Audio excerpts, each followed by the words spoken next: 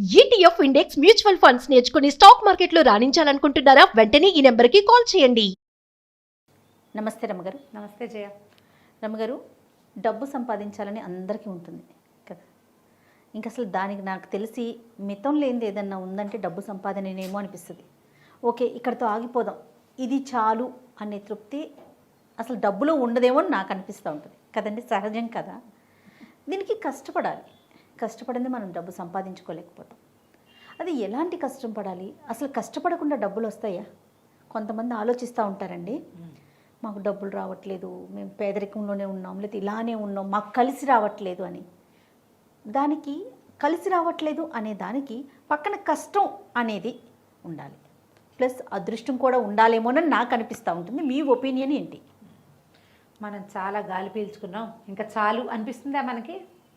అసలు మనకు తెలియకుండా జరిగిపోతుంది కదా. కూడా అంతే, చాలా సంపాదించాం ఇంకా చాలు అనేవాడు మనకి లోకల్లో కోటికి ఒకడు కూడా కనపడ్డు. వందల కోట్లలో ఒకడికి వస్తుంది ఆ ఐడియా, సంపాదించింది చాలు, ఇంకా రిలాక్స్ అవుదాం, ఇక నేను సంపాదించాను. చాలామంది చెప్తారు, అబ్బా చాలా పని చేశానండి, నేను రిలాక్స్ అయిపోతానండి అంటారు, చెప్తారు. రిటైర్మెంట్ తర్వాత మేమందరం అలాగే చేస్తూనే ఉంటారు, కానీ అందులో నిజం లేదు. వీళ్ళు కూడా ట్యాక్స్ కట్టక్కర్లేకుండా ఉండే మెథడ్స్ చూస్తారు, డబ్బులు జాగ్రత్తగా ఎక్కడి నుంచి అయినా వచ్చే ఆలోచన చేస్తారు. పే రివిజన్స్, స్కేల్స్ అవన్నీ రివైజ్ అయితే మన పెన్షన్లో ఎంత వస్తుందో అడిషన్ చూస్తారు. చూడకుండా ఎట్టా ఉంటాం? ఉండలేం కదా. ఈ గాలి చాలు, చాలా ఆక్సిజన్ తీసుకున్నాం ఇవాళకి అని మాననట్టే చాలా సంపాదించాను చాలు అని ఎవ్వరు అనుకోరు. లోక సహజంగా అలాంటి ఆలోచన రాదు.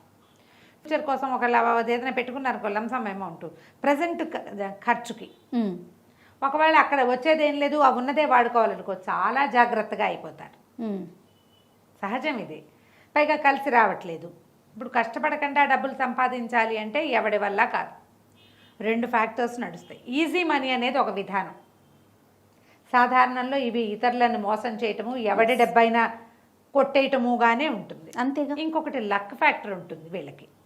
అది ఎలా వస్తుందో, సిరిరా వచ్చిన వచ్చును సలలితముగా నారికేళ సలిలము భంగిన్ అన్నారు. కొబ్బరికాయలోకి నీళ్ళెటా వస్తాయో డబ్బు అటా వచ్చేస్తుంది. పోతే పోతుంది. కరిమింగిన వెలగ పండు కరణిని సుమతి అన్నారు. కరిమింగిన వెలగ పండు అంటే వెలక్కాయ శుభ్రంగా ఉంటుంది, చక్కగా కనపడుతుంది. పగలు కొడితే ఏముండదు అందులో, ఎటా పీల్చేస్తుందో దానికి వచ్చి ఇల్లు కూడా కనపడదు మనకి. ఎందుకు లోపల ఖాళీ డొల్ అయిపోయిందో మనకు అర్థమే కాదు. దాన్ని ఎవరు మింగేశారో తెలియదు. అవును. ఈ డబ్బు కూడా అలాగే పోతుంది వస్తుంది. మీ వంతు పని మీరు చేయండి. మీకు కలిసి రావట్లేదని, మీరు సరిగ్గా కష్టపడట్లేదని, సరైన మార్గంలో మనం ప్రయత్నం చేయటం లేదు అని. రెక్కాడితే కానీ డొక్కాడని వాళ్ళు కొంతమంది ఉంటారు. అవును. కష్టపడి సంపాదించుకుని తినాల్సిన వాళ్ళు. ఏ రోజు కష్టం ఆ రోజు చేస్తే ఏ రోజు డబ్బులు ఆ రోజు వస్తాయి. ఓ రోజు మానేస్తే మర్నాడు తినగలరు, కానీ మూడో రోజుకి తిండుండే అవకాశం ఉండదు. ఇక వాళ్ళకి మనం చెప్పేది ఏముంది? నువ్వు కష్టపడు, పని చేయి. దీనికి పాత ప్రాథమిక సూత్రాలు పెద్దవాళ్ళు చెప్పిన దాంట్లో ఏంటంటే, ఎప్పుడు కూడా కూడబెట్టడం అలవాటు చేసుకోండి అని. చీమలు తినేసేవు, ఇంత దొరికితే కొంత దాస్తాయి అవి. మనుషులు కూడా దాచటం అలవాటు చేసుకోవాలి. ఓకే. ఒకటి. తర్వాత వాడెవడికో ఫ్రీగా వచ్చింది నాకు రావాలని పొరపాటును కూడా అనుకోకూడదు. ఆలోచనలో తేడా రావాలి చేయాలి. వాడు తెల్లగా ఉన్నాడు, నేను నల్లగా ఉన్నానని నువ్వు ఆలోచిస్తావా? అతనంత పొడుగు 6.5 అడుగులు ఉన్నాడు, అజానుబాహువు.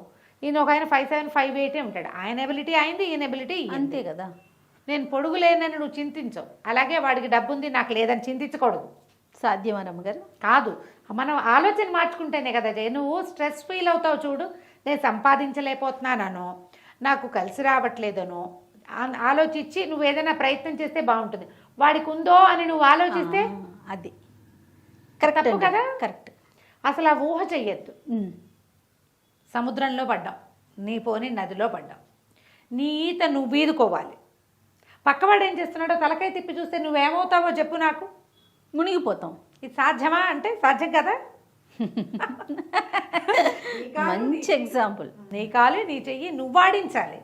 నీకు టైం వచ్చినప్పుడు నీ కష్టానికి తగిన ఫలితం వస్తుంది. నీకు ఏ తెప్పో, ఏ కొయ్యో, ఏ చెక్క ముక్కో, ఏదైనా పడవో పాడో, ఎవడైనా మనిషో నీకు దొరుకుతారు. నువ్వు ఇది చెయ్యకుండా చేస్తే నీకు రాదు. అంతేగా. ఇప్పుడు ఇదేమి నీతి పాఠం కాదమ్మా, పురాణంలో చెప్పడం కూడా కాదు. మనం సాధారణ లోక జీవితం సహజం. నుంచి- లోక సహజం సాధారణమైన జీవితాల నుంచి చక్కగా ఉచ్చ స్థితికి వెళ్ళిన వాళ్ళని మనం చూడటం లేదా? మీ చుట్టుపక్కల చూడండి, వాళ్ళు మీలాంటి వాళ్ళే. పిల్లలు ఎక్కొచ్చాక తల్లిదండ్రి ఫ్లరిష్ అవుతారు. అవును. ఒక్కోసారి వీళ్ళకే ఏదో మంచి ఉద్యోగం రావచ్చు. అలా ఉన్నవాళ్ళు ఎన్ని ఉదాహరణలు ఉన్నాయి. అక్కడి నుంచి ఆడమనిషి కూడా ఏదో చిన్న ఉద్యోగమో పనో చేసి వాళ్ళు మొదలుపెట్టి వాళ్ళతోటి చేసేస్తారు. వీళ్ళకి ఎక్కడి నుంచి అయినా ఏదైనా కలిసి రావచ్చు. ఆల్ ఆఫ్ ఎ సడన్ ఒక ఫ్రెండ్ హ్యాండ్ ఏదైనా ఒక మంచి ఆపన్న హస్తం రావచ్చు.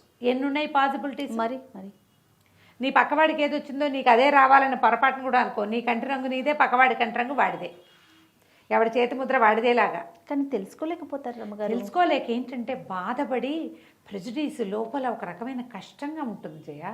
ప్రధానంగా మనం అర్థం చేసుకోవాలి, నీకు లేదని ఏడితే నీకు ఒక్క కన్ను పాడవుతుంది, ఎదురికి ఉందని ఏడితే రెండూ పోతాయి. అది ఆలోచన చేయాలి. చేసే పని మీద ఫోకస్ చేయరు. అదే పోతుంది. నా పాయింట్ అదే. వాళ్ళకు ఉందని నువ్వు ఫీల్ అవ్వడం మొదలు పెట్టావా, నువ్వు చేసే పని వెళ్ళిపోతుంది అంతే, గోవిందో గోవింద కదండి. ఫోకస్ పోయి నీకు ఎంతసేపు నీ చుట్టుపక్కల ఎవరి దగ్గర ఎక్కువ డబ్బు ఉందో, వాడు ఎంత సంపాదించాడో, వాడు ఏం చేశాడో అని, తర్వాత వాడి మీద కోపం, అనవసరంగా వాడి మీద ఉక్రోషం, వాడి గురించి చెడ్డగా మాట్లాడటం, ఇవన్నీ తప్పులు, పొరపాట్లు, చేయకూడనివి. చేసేస్తాం, ఆటోమేటిక్గా వెళ్ళిపోతూ ఉంటాయి. మనకంటే బెటర్గా ఉన్న వాళ్ళ మీద ఒక్క చెడు వాక్యమైనా చెప్పకపోతే శాంతించదు జయ మనసు. మనకి మనుషులం కాదు, మరి మానవ సహజం. నిన్ను నువ్వు కంట్రోల్ చేసుకో, ఫోకస్ చేయి. ఈజీ మనీ అప్పుడప్పుడు జీవితంలో ఒక్కొక్క టర్న్, ఒక్కొక్క అవకాశం. ఈజీ అంటే ఈజీ కాదు, ఏదో నువ్వు వెయ్యి పెట్టి కొన్నావు, సడన్గా అది 10,000 25,000 వచ్చింది. అలాంటిది అందరికీ రాదు. లక్స్ కొంతమంది ఫేవర్గా ఉండాలి, ఫేవర్గా ఉంటుంది. అంత లక్కు కాకపోతే కొంత లక్కు వస్తుంది అంతే. దీనికి నువ్వేం చేయాలి? నీ పని మీద ఫోకస్ చేయాలి, నీ కష్టాన్ని నువ్వు నమ్ముకోవాలి. ఏదో ఒకరోజు నాకు రావాల్సింది నాకు వచ్చే తీరుతుంది అన్న నమ్మకంతో పని చేయాలి. పని మానకూడదు, కష్టపడాల్సిందే, ఏదర్ శరీరంతో లేదా మనసుతోటి. అంతే. నువ్వు సరిగ్గా ఆలోచించాలన్నా కష్టంగా ఆలోచించాలిగా, ఫోకస్ చేయాలి కదా. మరి ఈజీగా రాదా అంటే మనం చూస్తాం, భలే అంచెలంచెలుగా ఎదిగిపోయినవి. ఆ అంచెలంచెలుగా ఎదిగిపోయిన వాడు ఎక్కడో చోట బోర్లా పడ్డం కూడా చూస్తూ ఉంటాం చేయ మనం. అవునండి కదా, కనపడు. ఒకేసారి డ్రాస్టిక్ చేంజ్ వద్దు, అంతే కదా. మెట్టు ఒక్కొక్క ఈటుగా పేర్చుకున్న ఒక చూడు పెద్ద పెద్ద సామ్రాజ్యాలు, టాటాలు, బిర్లాలు, వీళ్ళందరినీ ఎలా చూసాం మనం. అవును. వాళ్ళ తాతల నాటి నుంచి వాళ్ళు అవే పని చేస్తున్నారు. ప్రతిసారి ఎడిషన్ ఇన్ ఎడిషన్ ఏదో ఒకటి చేస్తున్నారు. మెట్టు ఎక్కాలి గారు అమ్మగారు. ఒకేసారి నేను పైకి ఎగురుతానంటే మెట్టు ఎక్కాలి, ఇటక పేర్చాలి, అప్పుడే కుదురుతుంది.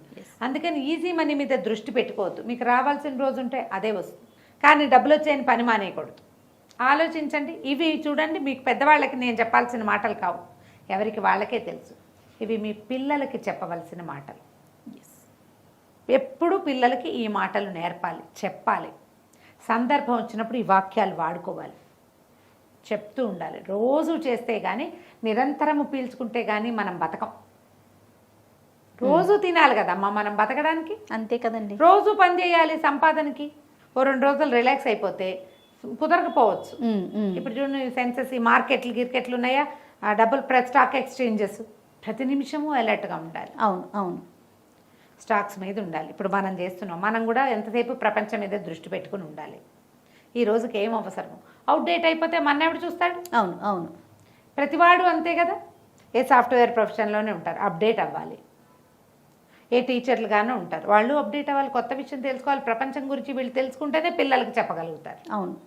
డాక్టర్లు కూడా అప్డేట్ అవుతూనే ఉంటారు. ఎప్పటికప్పుడు మా జర్నల్స్ అవి ఇవి తిరిగేయాలి, కొత్తవి ఏమి వచ్చినాయో తెలుసుకోవాలి. ప్రతి ఒక్కరూ కావాల్సిందండి. ఏ చిన్న పొన్న ప్రతి వాళ్ళు రెక్కాడితే డొక్కాడని వాళ్ళు కూడా పనిలో సులువుల కోసం ప్రాక్టీస్ చేస్తూ ఉండాలి. అవును. ఇలా ఆలోచించండి. డబ్బు సంపాదించడం ఆటే కష్టం కాదని మీకు తెలుస్తుంది.